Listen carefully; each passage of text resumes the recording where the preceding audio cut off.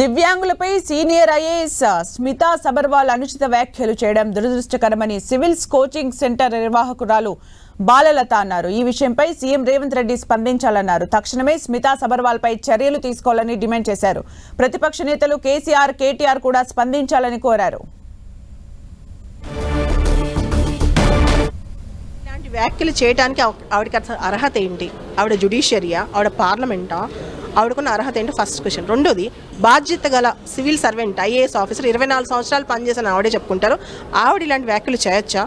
ఒక కమ్యూనిటీ మీద బేస్ చేసుకొని చేయొచ్చా? రెండోది, ఆవిడ పర్సనల్ విషయాల్లో ఎవరు మాట్లాడరు. ఆవిడ పర్సనల్గా ఏదైనా హట్ అయినప్పుడు, ఆవిడకైనా ఇబ్బంది కలిగినప్పుడు సమాజం మొత్తం పక్కనుంది. అవుట్లుక్ మ్యాగజైన్ వాళ్ళ గురించి రాసినప్పుడు, లాస్ట్ ఇయర్ ఎవరో వాళ్ళ ఇంట్లో దూరినప్పుడు తహసీల్దారు, ఈ రోజున ఒక కమ్యూనిటీ మీద వ్యాఖ్యలు చేసినప్పుడు సమాజం వస్తుంది. Entire Telangana and Andhra society is with us. So ఈ వ్యాఖ్యలు అందరూ ఖండిస్తున్నారు, మేము కూడా ఖండిస్తున్నాం.